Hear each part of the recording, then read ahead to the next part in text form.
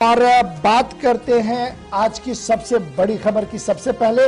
और बात इसलिए ये सबसे बड़ी है क्योंकि कोरोना काल चल रहा है, कोविड लॉकडाउन है और लॉकडाउन के बीच सब कुछ बंद है। लेकिन इस सब कुछ बंद के बीच इस वक्त की जो बड़ी खबर हम आपके सामने रख रहे हैं वो ये है कि बंद के बीच फॉरेस्ट का लूट, यानी सब सोने की लूट दो हाथों से चल रही है। और जब ये दो हाथों से सब सोने की लूट चल रही है तो माना जा रहा है कि न सिर्फ कश्मीर के अंदर बल्कि जम्मू सूबे के मुख्तलिफ जंगलात के अंदर बेदरेक कटाई चल रही है और सब कुछ प्रशासन यानी एडमिनिस्ट्रेशन की आंखों के सामने हो रहा है।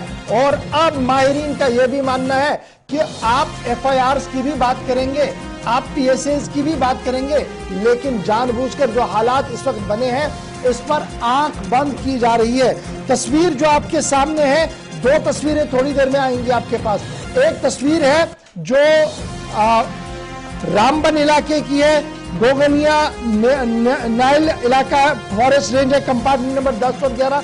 किस तरीके से वहां पर जंगलात का सफाया हुआ है और साथ साथ किश्तवाड़ के भी इतलात इसी तरीके की, वहां पर जंगलात का सफाया किया जा रहा है। सीधे चलते हैं जी, हमारे साथ दोनों मेहमान, दो रिपोर्टर ज्वाइन करेंगे। आरिफ वहीद हमारे साथ ज्वाइन करेंगे, अजय शान हमारे साथ ज्वाइन करेंगे, क्योंकि तस्वीरें ये आप देख सकते हैं कि हमारे नुमाइंदे ने आज जब इन कंपार्टमेंटों का दौरा किया तो किस तरीके से छुपाने की कोशिश की गई थी ताकि किसी को पता भी ना लगे किस तरीके से बेदरेक कटाई हो रही थी। और इंतजामी अमूर चलाने वाले लोगों से जब इस बात से पूछा गया तो आंखें बंद थी। सीधे चलते हैं, पहले आपके पास आ रहा हूं आरिफ वहीद। आप ये जो वीडियो हम दिखा रहे हैं रामबन इलाके का, ये कौन सा जंगल है, कितना बड़ा है और आज खुद आप देख कर आए हैं कितना नुकसान उस वक्त जब कोविड है, सबको घर के अंदर रहने के लिए कहा जा रहा है और स्मगलर इसका भरपूर फायदा उठा रहे हैं। और ये वो स्मगलर हैं जो कौमी सरमाया का नुकसान पहुंचा रहे हैं। जी बिल्कुल गवर सर, इस वक्त मैं बिल्कुल फॉरेस्ट एरिया में हूँ, कंपार्टमेंट नंबर 12 में हूँ। और इससे पहले जो विजुअल्स है ये कंपार्टमेंट नंबर 10 के हैं, जो बानिहाल का नील गुगुनी का इलाका है, जहाँ पर लॉकडाउन के चलते जो है एक बड़े पैमाने पे स्मगलिंग की जा रही है, जिसमें कहीं ना कहीं जिस तरह से यहाँ पे बिल्कुल खुलेआम दिन दहाड़े काम हो रहा है। और उससे कहीं ना कहीं ये बात साफ हो जाती है कि महकमा फॉरेस्ट डिवीजन रामबन की मिली भगत की वजह से जो है इस तरह से जो है ये काम अमल में लाया जा रहा है। इससे पहले भी जो है इस तरह की शिकायत थी, लेकिन उस खबर को भी हमने कैरी किया था अगर पिछले 1 साल की बात करें। लेकिन आज की बात करना चाहेंगे, आज कंपार्टमेंट नंबर 12 और 10 के अंदर जो है यहाँ पर महकमे के लोग भी यहाँ पे होते हैं, लेकिन उनकी जानिब से एक दो डुप्लीकेट गार्ड्स जो है, एक मोहम्मद रमजान नामी एक शख्स है जिन्होंने फोन पर भी मेरे साथ एतराफ किया कि वो लोगों से पैसा लेते हैं, लेकिन वो महकमा फॉरेस्ट के लोगों के साथ मिलकर ही ये ऐसा कुछ करते हैं। लेकिन हकीकत ये है कुछ लोग अभी भी ये मान के चल रहे हैं कि उनसे पैसा लिया गया है, उसके बाद उनको लकड़ी नहीं दी जा रही है। लेकिन ये कहीं ना कहीं पे एक बहुत बड़ा नेक्सस है। जिस तरह से उन्होंने फोन लाइन पर मेरे साथ बात की और जब हमने जंगल का जायजा देखा, ये बानिहाल से तकरीबन 48 किलोमीटर इस समय मैं आपके सामने मौजूद हूँ।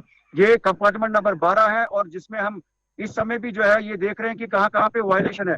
और इस तरह से ये बात साफ हो जाती है कि जिस तरह से नदी नालों के अंदर जो है लकड़ी काटी गई है, चूंकि गहरे नाले हैं, इससे करोड़ों रुपए की मालियत की जो लकड़ी है वो यहाँ पे जो कंपार्टमेंट नंबर 10 से 12 है, यहाँ पर सब सोने की लूट हो रही है। लेकिन बड़ा सवाल यह है कि डिस्ट्रिक्ट एडमिनिस्ट्रेशन और फॉरेस्ट महकमे का अमला, जम्मू कश्मीर पुलिस, खुफिया इदारे, क्या उन्हें इस चीज की भनक नहीं है कि सब सोने की लूट इस इलाके के अंदर हो रही है?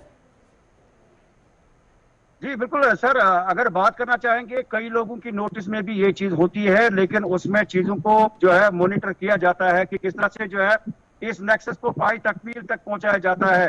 एक आम और एक जमींदार की इतनी हैसियत नहीं है कि वो जंगल में जाकर जो है इतने बड़े विशाल दरख्तों को गिराए, जिनमें तकरीबन 50 से 60 के करीब जो है एक दरख्त पे जो है वो स्लीपर्स जो है निकल सकती है। लेकिन ये कहीं ना कहीं पे एक कनेक्टिविटी है, इसीलिए हमने देखा कि कई लोग ऐसे भी हैं जो रातों रात जो है करोड़पति बनना चाहते हैं, लेकिन सबूत सोने को जो असासा है, कौमी असासा, उसको लूटने की कोशिश की जा रही है। हालांकि अच्छा आरिफ, आप स्टैंड बाय पे रहिए, मैं आऊंगा दोबारा आपके पास, आप स्टैंड बाय पे रहिए। मेरे साथ अजय शान ने भी ज्वाइन किया है। अजय, बहुत शुक्रिया जी ज्वाइन करने के लिए। जब मैं इस पूरे पीर पंचाल की ओर देख रहा हूं तो बहुत बड़ा फॉरेस्ट रेंज है और इस फॉरेस्ट रेंज की रखवाली करने के लिए बाज़ाब्ता तौर पर फॉरेस्ट डिपार्टमेंट के अंदर एक मैकेनिज्म है।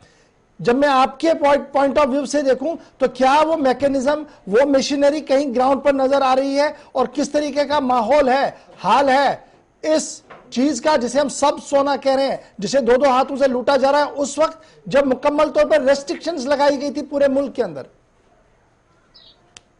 जी बिल्कुल। और जी जो हमारे जिला डोडा और किश्तवाड़ है, यहाँ पर जो नेशनल रिसोर्सेज हैं, चिनाब का पानी है, उसके साथ साथ जो ये जंगलात हैं हमारे, ये एक बड़ा रिसोर्स है हमारे लिए, जहां से सरकार को इनकम जाती है।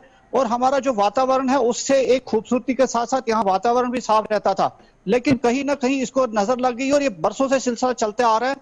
लोग बालन और इमारती लकड़ी के लिए यहाँ पर तस्करी कर रहे हैं। आज जो हम विजुअल्स दिखा रहे हैं, ये भदरवा जो डिवीजन है उसका चिराला रेंज का कंपार्टमेंट नंबर 1 है, जिसमें छोटे छोटे पेड़ उनको काटा गया है और भारी तादाद में इनको काटा गया है, जिसको लेके ऐतराज मुकामी जो बीडीसी चेयरपर्सन है उन्होंने भी उठाया है। उनका भी यही आरोप था कि जिस तरह से बनिहाल से शिकायत आ रही है कि कहीं ना कहीं डिपार्टमेंट के लोग मिले हुए हैं, उनका आशीर्वाद उनके स्मगलर्स के साथ है, और लोग रात को कटर्स लेके जाते हैं और इन छोटे छोटे पेड़ों को काट कर कान बनाने के लिए में ला रहे हैं और बेचने का काम भी कुछ लोग कर रहे हैं, जिस वजह से ये हरा सोना जो हमारा ये कहीं ना कहीं पूरा जंगल कट रहा है। और जो अथॉरिटीज है, बेशक उनसे हमारा राब्ता हुआ है, उनका यही कहना है कि जो मकामी लोग हैं वही इस काम में लगे हुए हैं और उनकी तरफ से पुलिस में एफआईआर भी दी गई हैं। लेकिन कुछ ये भी बातें सामने आई हैं कि जो लोग स्मगलर हैं वो कहीं ना कहीं डिपार्टमेंट वालों को भी डरा रहे हैं, धमका रहे हैं। लेकिन क्या वजह है कि एक कड़ा कदम नहीं उठाया जा रहा है, जिस के जो गैर हाजिरी में ये जो जंगल हमारे हैं, जो जंगलात हमारे हैं, ये आए दिन कटते जा रहे हैं और जो हमारे पहाड़ है वो पूरे तरह से सूने होते जा रहे हैं। जी गौर जी, मैं आखिरी सवाल आरिफ आपके पास आ रहा हूं। पुलिस इस पूरे मामले में क्या है, कहां पर आपको पुलिस महकमा दिखता है, और जो फॉरेस्ट प्रोटेक्शन फोर्स है जो एक बड़ा अमला है जिनकी ये जिम्मेदारी है कि वो जंगलात का तहफ्फुज करे, बेदरे कटाई हो रही है। अब मैं उस डिटेल में नहीं जाऊंगा कि कितने हजार कटते हैं और कितने 100 लगते हैं, और उन 100 लगने में भी कितना वक्त लगता है फिर आगे उन्हें बड़ा होने में। लेकिन ये जो फॉरेस्ट प्रोटेक्शन फोर्स एक अमला है, क्या आपके इस इलाके के अंदर जहां से आप रिपोर्ट कर रहे हैं, आपने आज पूरे दिन कहीं पर उन्हें देखा ड्यूटी देते हुए, किसी बीट पर चेक करते हुए?